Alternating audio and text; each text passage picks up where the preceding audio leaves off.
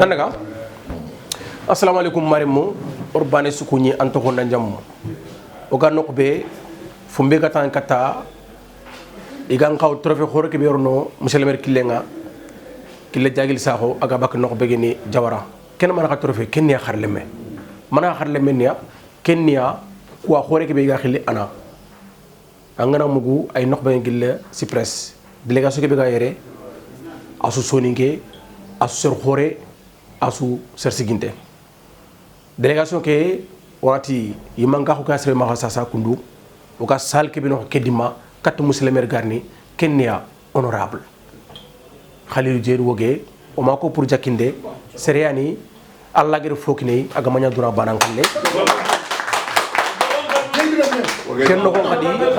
kenno kon kadi jamane ke yimanke agen son excellence monsieur Macky Sall asukunte nga kebe agar kebe utnaru gillion ki noxonga aga maro fofu yokondi agana tel nokbe hatta yo yerakate nyaxame kempe nyamalan ci fenga adaga tel dome ay taxon gilliere daru ari hajuni ngara lenki khadi ari hajuni ngara ariti mannya ariti mea ariti mannya ariti sonu gonchuwa bawni kille jagili sa ko dalla ko nanti jawaran ko mban fofe khalar bangani jawara o ku beni ga gin nok bagena hayre oytu fouta oytu région de Tambakunda itu bawne ken kota aran ben Tambakunda ar tember laga nawarnunga akota nga sufuku wini geriko amiko pour jarbande ayno ari quoi pour région de Tambakunda kendo soyon ko manchua say khadi adalla fanke ken nga gili politique nga daror ko nanti kille ajunga parti fana ya kebe khili gili pedes kha ganitel nok ben gili aper aratmania surgu ben nga falle yandunge ara gil aper agoro aper khakunga ari golloga agir deberi battu khoronga ari deberi preuve bane wana ko khadanga élection locale ni kuberi nok begen Sénégal jamane ken nga arni arman khangela agir sara ani gilliste fana kellis be agini gili benno ken arman khangara o kuy meru bismillah gilli o telenkanga agari moko ko jamane ki mankinga ay labakay naro listana agar kebe ko jamane ni mankena kenya angiro listu ido kebe gatele ini kata kenga araga agari deberi kenyanci kadi jamane ki mankinga segraf ke ba maki katya bawni fo ka passen gi lok begen Sénégal jamane ke noxonga nawtu gilli wuro masukba jamane ki mankinga ay gilla asukuranga aken jamane yi manke ay me ar kiliraga na xanu naraga na sukandi kenyen sigi aga dekar laga na bugandi nanti iniyan la gile PCA aga xaw ñana lenki passation de service aga xaw ñana ay yere honorable député say xadi nanya maire say xadi nga xar ken ko tabane igaraga na nommé na drapeau laga naro gille kitanga nok ben gil gambi golu khorbeni agiraga agir deberi way donga danga alla ganga rasul futu ayere iga srebe khili debugume Ibrahim Bacili kabak nok ben arundu ay gillire kebe ga sikere fulle ñani iga srebe khili illa Yemen Elaz Abdou Ba sonu ngon kallenga igena srebe ro xarebe maxance fe andaka way tabatuna ñu nga ay finnonga kebe ga sikiro ko ken yetna nya kono la ñani agene bras droit monsieur le maire kille jagil saxo iga srebe khili wagi tumani jaxete aga bak nok begen jawara ayere garanga banna nambogu kemendo tanarte keno jankoro kunati ay taxon gille baraka yere o fa ba yere agene gasama jabi ay taxon gille yere ke angana worta xunu amuto xapenanti tenge fakan noronya bawno ay ala gangunuro ay ala gangunu gelle kienga kebe karanga on taxako seranga ku am panke sunu nkaradanga nam panke sunu ngakundanga dunata tunati yisugatu agane gille isa tunkara o faba yere o debugume ñani aga bak nok bagene ma xomodi ina danga kisma dukure a dukure tambagalle modi ñan ken yo ken modi ñan parce que le service ken nanya lenki ku gona la ñak fo so an xaw dungene daru ari lenki xa ari o tana am bismillah gil nok gil parakia kebe ga falleke gay Diallo gay tal président mouvement pour la renaissance du département de Bakel ku xam pankene fo so tan kata gille Bakel xibaru matenga axana bismillah gil parakia kebe ga sikiro ge keke won taxako keke andaga na fete bak meta to ngunya na fata aken gan to ngunya ko serna iga serbe xilli Babulay Diallo ay ka fini gilli ko kebe ga gilli conseil départemental de Bakel aha afan khayani kini kenga kebe ga ta khunu ke ini ke gilli Abdoulaye Mariga wonda ke ko wona ila to ko khali parce que seriani asiginde ngene gilli parti kebe ga gilli APR il fanke APR da nguro il fanke APR dan kiye il fanke khadi nok begen département de Kanel o ko way kentu wata nga am bismillah Mariga jaja iga serbe gilli secrétaire ni jambani men ke abak minna nok begen dembankani afay ta khunu biki ngana turu kendara ga sikia kay ngana turu ndara ga sikia wata ngana bismillah sumare degum yani say khadinga maire yana ka say khadi secrétaire yani wata ngana bismillah kiyan président Abdoulaye Timbera ah président Abdoulaye Timbera fozo ngil khabar sanki nana nya nok begen na Sénégal jamane ke no wacha ani adjoint président iga khili agitas kebe ga taxuni re ah daranga banna ñane ke garange be ken fa de xini de ay ken biki ña xini iga se be xili jene batanya journaliste ñani akhaga nok begen li ko tejé ku indi ba caméra lengi ngis mana aro ando raja lengi ak bo caméra ku safani bana kha kay ni xobon livre nga xay won kota su yi ha golen kinya yi xari gilli tebe gilli barakia wala ngebe bi gare ñane teg banna no teg frank yo way no parce que awar ñim la dugo way voilà teg banna no teg frank alors teg karinte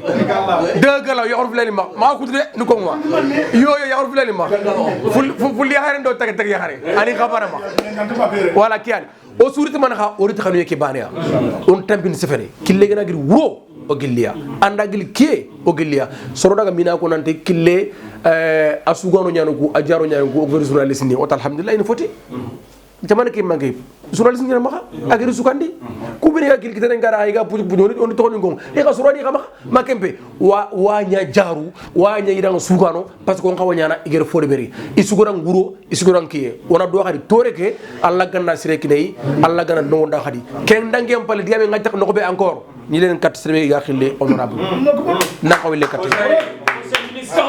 parce que daru engrais se fait kebe ko lengi aga mbax bu yaxé o tina nanga digame kebe anganya ko daru andu ko wata digam xore ala ko ngani yaxé wala tan ngari digame kebe anganya ko daru andu ko wata soro ngasuna nan tok mourier xa wur ñangir kebe ko amma ko pour tok mourier angé ngir fo suko jamare ke nanta aw ñana añana bana wake jaxur demba añana yo farmatindo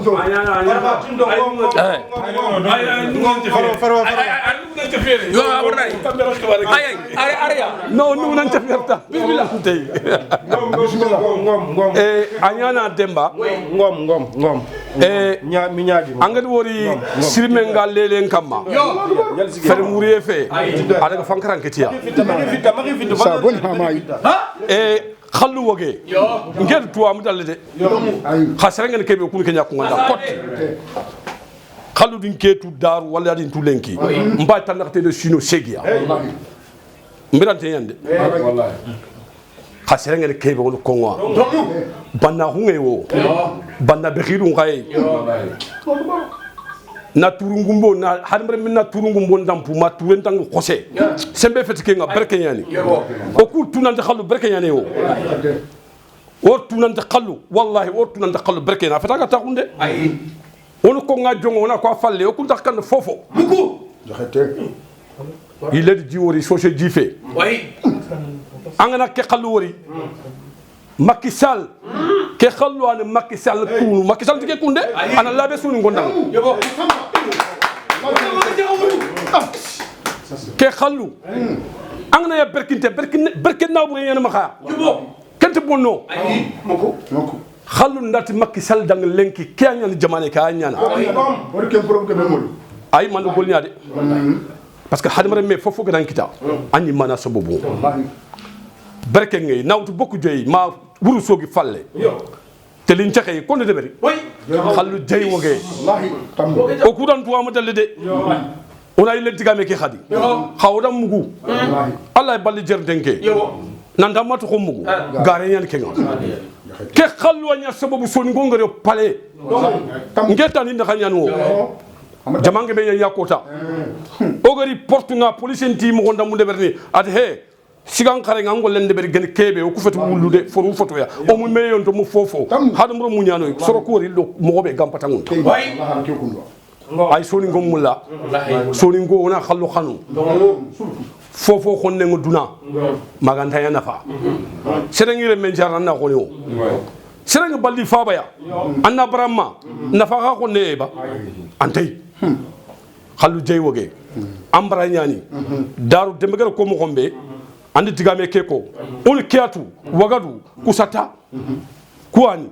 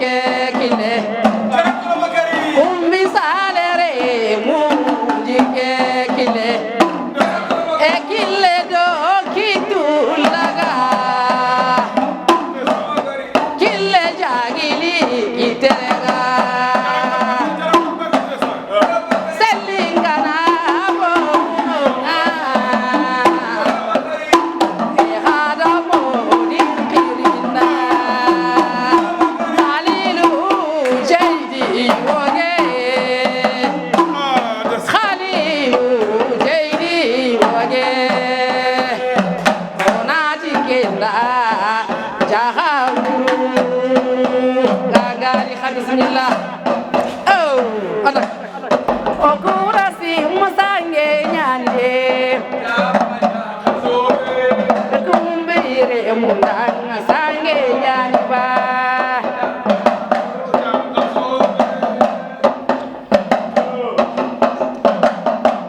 Sobe sobe sobe ilengere.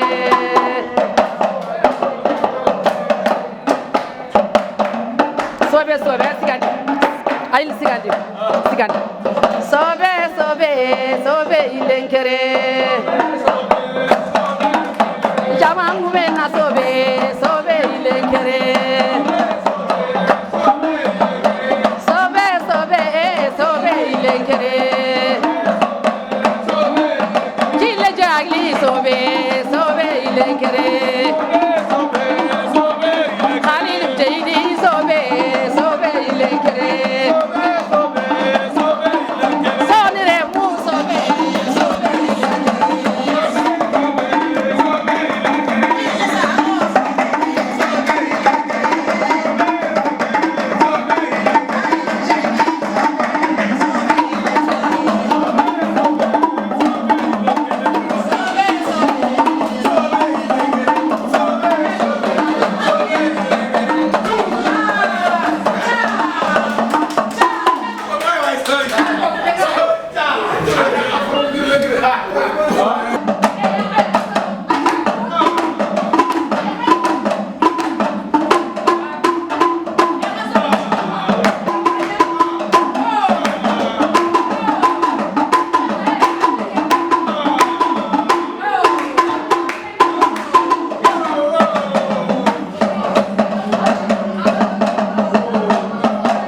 l'incontestable, l'incontournable. Ha? Tuna mbana, orkin ko pour na kan ko limu. Warata bano. Ba man la tega. Ayi, warata bano anka. Allah ku tar guja annabi ni. Abbi ya defo. Moli ti bakade. Am ngana tan sikki manga nambe ne ay ano. Anya wul bani anka. Allah fida. Ba man la tega. Liko tile ngala biraw. Nande ma. Ni ko yoga to no masire mele sila tara ande bi nyimu ko ta ba. Indi ba ne deko. Ati at kebe tam bile wutu na ande bi nyimu kana ser suna kebe ande bi nyimu ko ba. At ko Muhammad ko Musa ko Sulaiman ko Daud ya asala to ko na ko to ni ko ko Isa.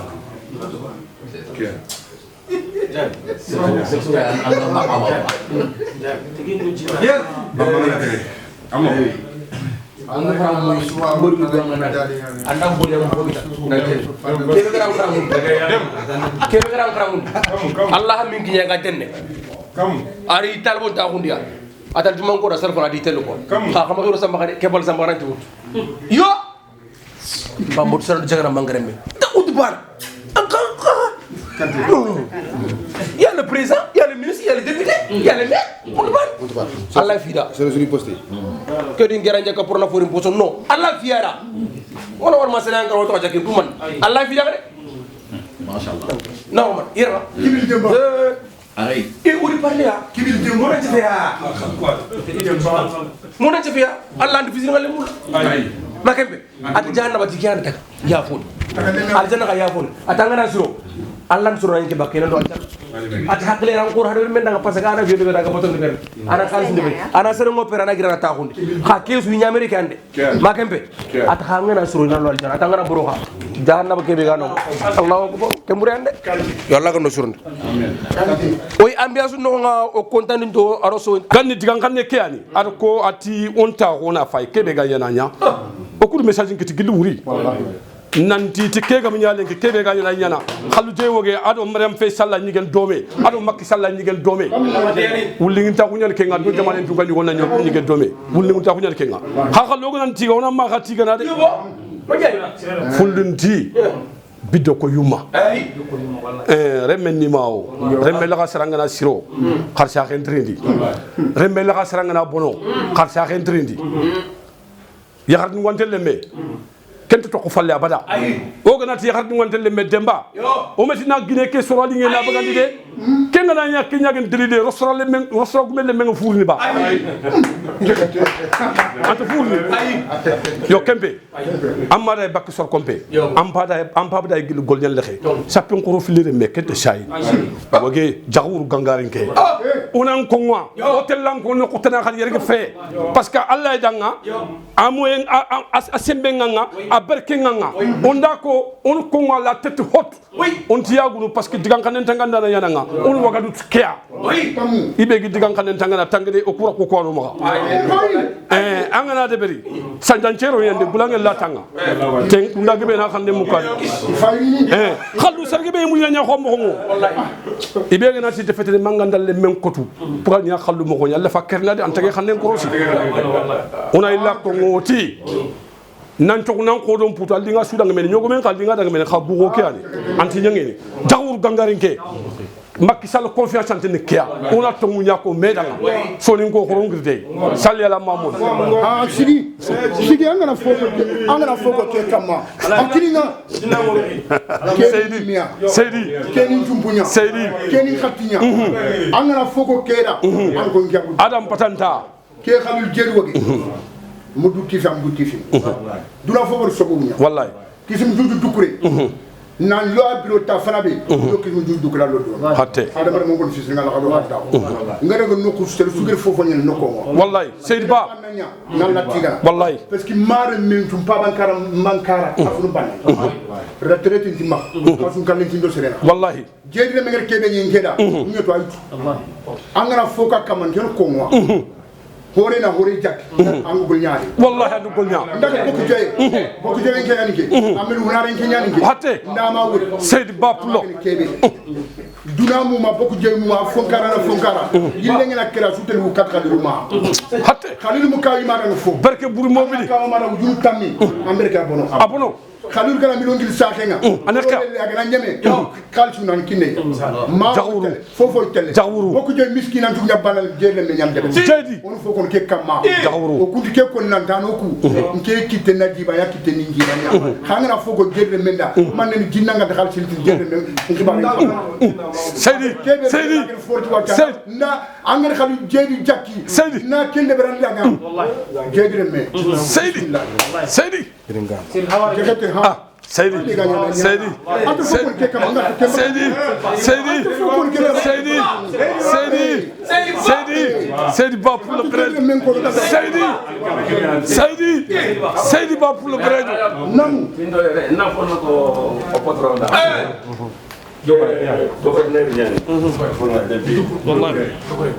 ara amere daru amere lengi ona politique ngara politique ken daru kongo tanume kanu makano ame jange bawu mu men jange nyani ar miside ci islam ni salli nay a deponi mar ramar ko ni nyani waka angana ga deponi antini est le libanais ni nyani kuba ma men seren kongo fabule ndebe nyani hasidi ndebe nyani ado jogoranu nyana concrasi ngono jogoranu angana ga boru igana bomu ko angana ko khato umaru ni umaru nyanga do ado kianyu concrasi nga ar yokeliti sino pili ar yokeliti ta way lemle ko yima xano ina kenya khay ni keya ina de ken mel golle ken mel golle gatal sekar ni mutuwa ke kuno ar kengara ari dakaro yele akumi ada gambe akumi tege xanne nyani tege xanne nyani et alla ngana seren taga nga nyani kebe anyane ya ke ngela khasi nyiga na ay na khasi nyiga na na khasi nyiga daru ni ga lengi had daru ndagar me wala khasi nyaki ke no ko khrisenya khirsa ko pati yasi khirsa ko nya la ga po ya xem bagani ara ke ko no islamin juni me ke sal go dagar bo soa ken ko da godent me kima a khasini ku commerçant khasin kota yani kota meki kongo fakanyan bana kota ka bana projet meki ya wallahi relation giligil metu kota me an kane kharba ma wara meki kha ma wara ken yugo nyaade voilà prosuna duanga danga korna duanga danga lebe ni ko be la la kine xamni ana kari nebe ni ko na ko voilà ala buru sila o ganari allo docteur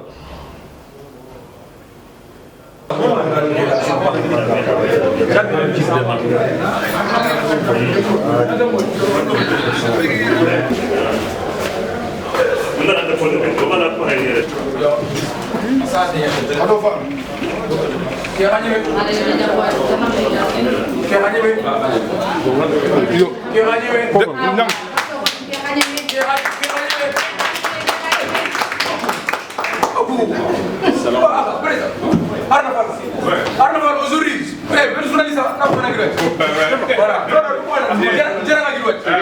Voilà, faites comme vous voulez. Personnalisé, tu peux parler. Voilà.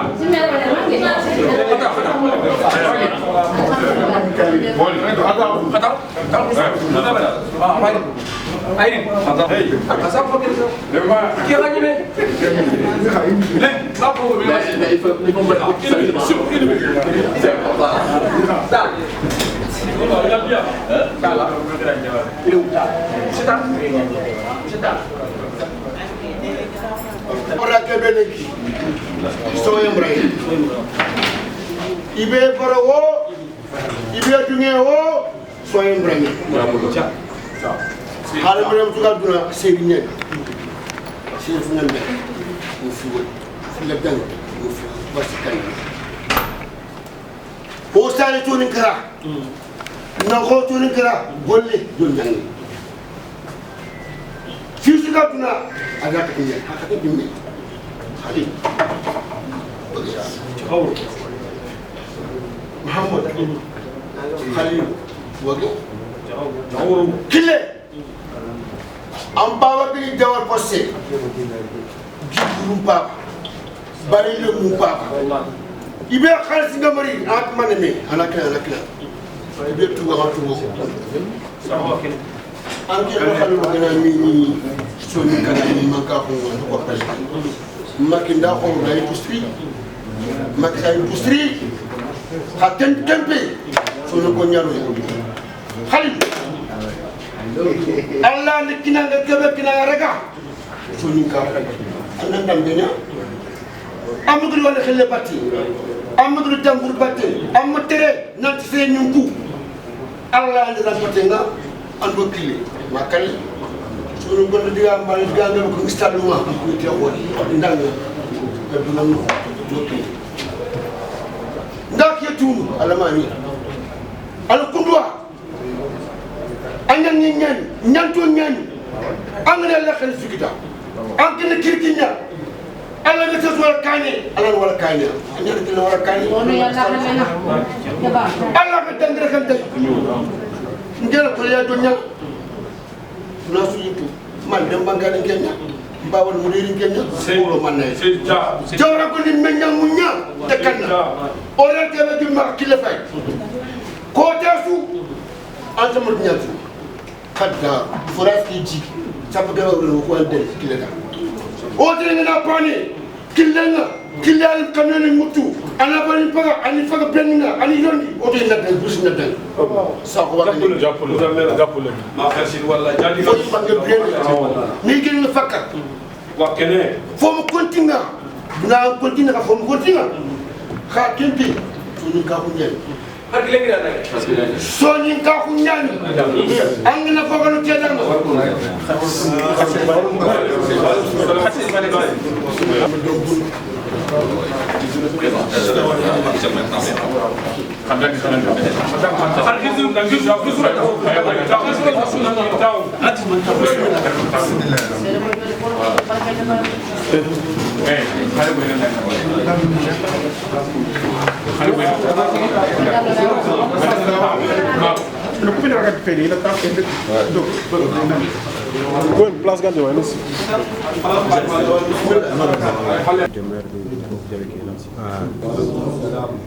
Je vous salue tous à vos noms et à vos titres, grades et responsabilités. Je rends grâce à Dieu aujourd'hui. Alhamdulillah Rabbil Alamin. Alhamdulillah Rabbil Alamin. Alhamdulillah Rabbil Alamin. Je remercie mes parents, ma famille, l'épouse, et mes remerciements aussi à son Excellence le Président de la République, qui m'a donné depuis 2013, je suis là, 9 ans. 9 ans, président du conseil de surveillance, alors que normalement c'est 6 ans qui sont autorisés, 2 mandats de 3 ans. Donc je ne peux que rendre grâce à Dieu. Remercier aussi le personnel avec qui j'ai travaillé. C'est un peu exceptionnel, comme le DG n'est pas là. C'est elle qui a la gestion. C'est elle qui a la responsabilité du personnel, du matériel et de tout. Donc quand elle sera là, elle va présenter le nouveau PCS à tous ses services, à toutes les directions, pour l'introduire. Moi, je ne suis pas autorisé à le faire parce que je ne suis pas un membre de l'ANA. Je suis au niveau du conseil de surveillance, il comprend. Nous sommes au niveau de supervision et d'orientation, mais on n'est pas un membre actif, on n'est pas dans le personnel de l'ANA, on n'est pas dans la gestion de l'ANA. Donc on a procédé à la passation de service sous la supervision du représentant du ministère des Pêches et des Productions Maritimes, qui est notre tutelle administrative, qui a délégué l'inspecteur des affaires administratives et financières, M. Boudjabi.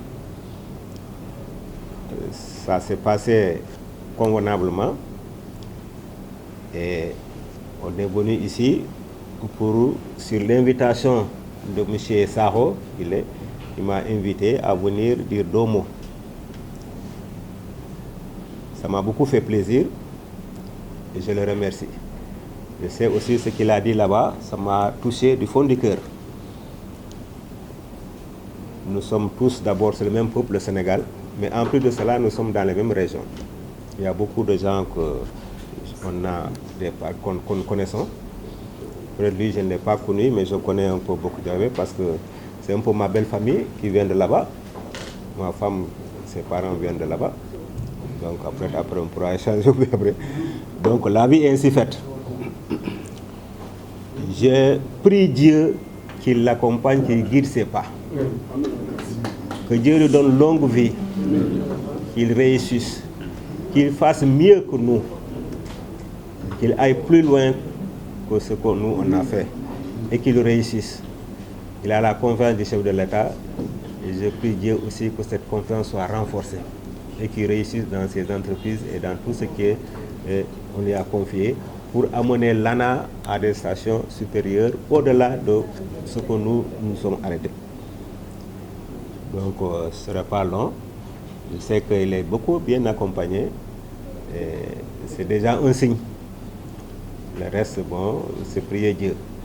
En tout cas, j'ai été très touché par tout ce qu'il a dit, par ce geste. Il n'était pas obligé de venir ici, nous c'était administratif. Mais là aussi c'est bien, je connais quelques gens tels que l'honorable député Guimau, qui est originaire un peu de par ses parents de Kédougou. Je l'ai dit, je connais bien Ibrahima Sall. Avec moi, on a fait les premiers pas à l'APR. Donc, et je connais d'autres aussi politiciens avec qui on est, comme le maire de Mbalou, Cheikh Nakamara. Voilà, je connais beaucoup de gens, c'est la politique qui nous a unis. Donc, il ne faut pas être long à ce moment-là. Vous remercier tous, vraiment, et remercier le président et lui souhaiter plein succès. Merci beaucoup à tous.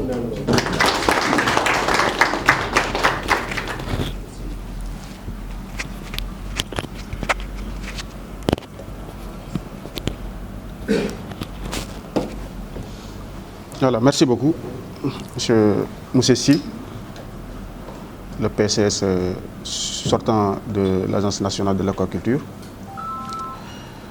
Je voudrais dire quelques mots en langue maternelle.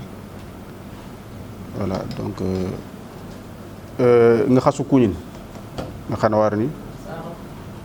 honorable député maire de Bokidiawé, Ayere, Omar Meyani, o Sumpuñani, o Xanayani, o day golñanga doome. Monsieur Gassama, do bugumu représentant yani, oy kuñini. Monsieur Doucouré, Marega, ado sere su kati déplacé, oranta su tokonko banet bané. Mais sere su déplacé, o yang kuñin tan tokon na njam. Tafna ke, añeni discours de Berdaru, bon, peut-être ce n'est même pas la peine à lire, mais là il lire pour les images. Là il discours que lire pour les images après. Mais nga Québec c'est le sougan soningeya ango o demande goleke o an kunyul wan warni tafna que oni fait no ko danti ngelemne yani expérience gebenti mbaxa ke golle maire yani nga depuis 2014.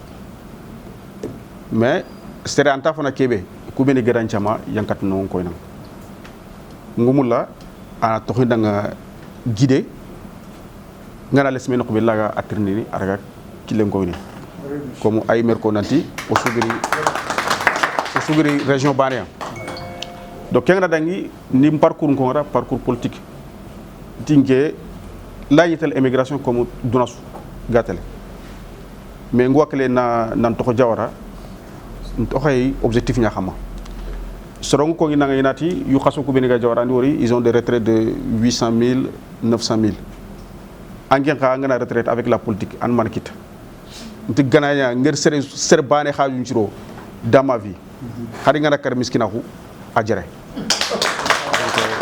parce que xadama reme anangat saxe ke bana kit angnya no xusu alla gana kit nan tan kebe kita donc an ken kita donc ngamma kori au coup on a mis des mois au sonico donc on a meraga parce que on va en siki o do bugatel kané nous ko rananti ngé gagna politique bana ganay kunu fait parce que nga élu 2014 ndo makinte domé même que élection locale ndaga listana donc mais le président de la République a réalisé son ikuani mpaka a réalisation ko ndim siri donc kenyan ci ngi kafay mais kampale 2021 ke lisni ko bo dimakebe ser gaber ko nanti ne khanta ko nanda gono xotan mais modungen parce que engrais sere ngoraga golñanga a dema donc honorable xana o moment nenki yene Macky Sall nanti oy nawarni agar confiance ke wutu daro xama aussi golñang domé mais dans la main pour que o soni kara o suga soutenir mu xobe sere su soni ke ñaga en kat bakat noxsu en kat ñaan mu xosu on a dur xoto oy meni kebe gona on a kengarno objectif na c'est le président Macky Sall aga taxunu mu xobe donc il faut bani suga nan chono menkeri annatu o xaju ngene kebe o xaju no Macky Sall jamane ke kane o xaju ne difficulté ni beni gama ara gibako ma responsable ni ngoma idaga idan domé tout le temps il y a Niakhman domé il y a Khatian domé il y en a sous deber domé donc le président Macky Sall voilà donc ngus gotu adjike mo parce que adjike soni ko ma wado soni ko ngal domé honorable Khalilou ande ken xonya serantani ne ken xonya donc suna okitunkidme on a golya domé inchallah en tout cas ngegende je suis ouvert à tout le monde sans exception mo su kat golnya domé mo su kat feriana difficulté ni bene goma iga gili nong donc ya nga yamul na ako asoni nga xane donc na discours ke xara donc pour les images on était en salle en fait je leur disais que je vous ai demandé d'être mon conseiller je vous ai demandé de me donner des conseils parce que c'est vrai que je suis maire depuis 2014 mais c'est ma première nomination à un poste de PCS. Et sans vos conseils, je ne pourrais pas vraiment voir le sommet. Donc on a tous besoin, nous dans nous, vraiment pour que la mission qui nous est confiée vraiment soit vraiment une réussite. Et si on réussit la mission, on le réussit pour nous-mêmes, mais on le réussit aussi pour Macky Sall qui nous a accordé une confiance. Donc c'est pour cela que j'ai salué votre dynamisme ici. Et j'ai prié aussi Dieu vraiment de vous donner une bonne santé, une longue vie et vraiment aussi que le président vous donne un poste encore beaucoup plus important parce que vous le méritez, comme vous l'avez dit, vous êtes l'un des premiers membres de l'APR dans la région de Kédougou. Donc le président vous a fait confiance pendant 9 ans, mais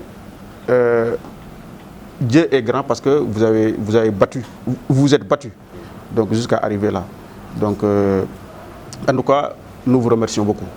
Voilà, donc je vais lire un discours que j'avais préparé hier, voilà, pour que vraiment les images. Voilà, merci. Donc, à l'entame de cette nouvelle aventure, je voudrais rendre grâce au Tout-Puissant de nous avoir prêté vie et une bonne santé afin d'assister à cette journée. Je rends un hommage à mes parents qui m'ont inculqué une bonne éducation, faisant de moi un homme discipliné, courageux et respectueux des autres. Je remercie mes épouses qui ont accepté de m'accompagner dans cette exaltante mission de servir ma nation par la politique. Je remercie ma famille particulièrement, mes oncles qui m'ont couvé d'un amour depuis le bas âge et ont été toujours mes premiers conseillers durant mon parcours. Je remercie mes adjoints, mon équipe municipale, mes conseillers municipaux, mes militants, mes soutiens, mes amis, les associations de femmes et de jeunes, les journalistes, la presse locale et tous ceux qui ont contribué à faire de moi ce que je suis aujourd'hui. Je profite de cette occasion pour saluer ceux qui ont cru en moi dès le départ de mon engagement politique. Je ne peux les citer, mais ceux qui ont été les premiers, avec qui les premiers jalons ont été parfois posés, parfois tard dans la nuit, à ces hommes, d'autres sont venus rejoindre ce qui m'a permis aujourd'hui d'avoir une certaine assise politique. Je ne pourrais citer tout le monde, mais sachez que ma reconnaissance sera éternelle à chacune et à chacun de vous. Aux représentants des chefs de village et à tous ceux qui ont fait le déplacement, je vous dis merci. Un grand merci à toute la communauté soninké. Je salue toutes ces femmes et tous ces hommes grâce auxquels je suis devenu un homme patient, qui a le pardon facile, mais surtout grâce auquel je fais focus sur l'essentiel et non sur les détails. Ma nomination à ce poste de PCS est le fruit d'un engagement collectif et d'un parcours semé de difficultés. car on n'est pas sans savoir que la politique est un domaine où l'endurance et la détermination comptent beaucoup. Au président de la République qui m'a fait l'honneur de signer un décret à mon nom, je lui renouvelle toute ma reconnaissance. Si j'ai décidé de l'accompagner dans sa politique, c'est grâce à ses nombreuses réalisations dans les villes, mais surtout dans le monde rural. À titre d'exemple, je voudrais dire qu'avant l'arrivée de Macky Sall au pouvoir, on ralliait Dakar pour 16 heures de temps. Aujourd'hui, le pays est ceinturé par de très bonnes routes aux normes internationales et la durée est rabaissée à 7 heures de temps. Je voudrais parler de sa politique sociale, les bourses de sécurité familiale, la couverture maladie universelle, les Khaoundaoui et Zampache. Je voudrais parler de la ville futuriste de Diamniadio, des infrastructures routières et autoroutières. Je voudrais parler des ponts en Gambie, de Rosso et de ce qui montre la dimension panafricaine de son Excellence Macky Sall. Je voudrais parler du TER, du BRT. Je voudrais parler du PIP de la région de Tambacounda et notamment les désenclavements de mon département de cœur, Bakel, avec les routes Balou-Bakel, Bakel-Diawara-Gandé. Je voudrais parler des programmes comme le PACASEN, le PUDC, le PUMA et j'en passe. Je voudrais parler de l'augmentation conséquente des fonds de dotation et d'équipement et l'arrivée de la selle. Les points positifs du président sont très nombreux, raison pour laquelle nous donnerons corps et âme pour lui offrir un deuxième quinquennat afin que l'émergence soit une réalité au Sénégal. Au ministre des Pêches, je voudrais signifier toute ma disponibilité et mon engagement à remplir cette nouvelle mission à la hauteur de vos attentes. L'aquaculture étant un domaine important, nous n'avons pas droit à l'échec. Le Sénégal doit assurer sa sécurité alimentaire et l'aquaculture est une option. C'est l'occasion pour moi de proposer la valorisation des mares qui peuvent porter d'importants projets aquacoles. Développer l'aquaculture, c'est assurer une bonne alimentation des populations, mais aussi créer des emplois pour les jeunes. À la directrice de l'agence, une voisine, Madame Ndiaye, m'a parlé du bien de vous dès les premiers jours de ma nomination. Vu votre parcours et votre résultat lors des dernières élections contre le numéro 2 d'un parti de l'opposition, cela prouve à suffisance que vous êtes une femme de caractère et de défi. Je serai votre père pour faire de cette agence la meilleure en matière de résultats et de bonne gestion.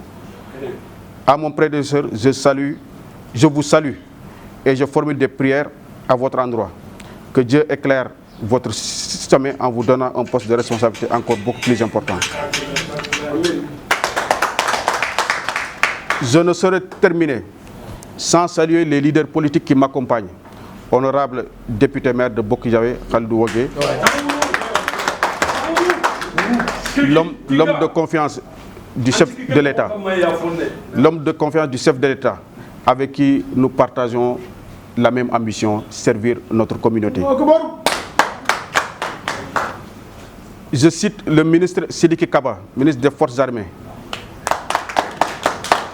Je cite le député maire de Bakel, l'honorable député Ibrahim Baba Sall, qui voulait être là avec nous, mais absent pour des raisons d'inauguration de la maternité. Je leur adresse toute ma gratitude et ma disponibilité à les accompagner politiquement et humainement.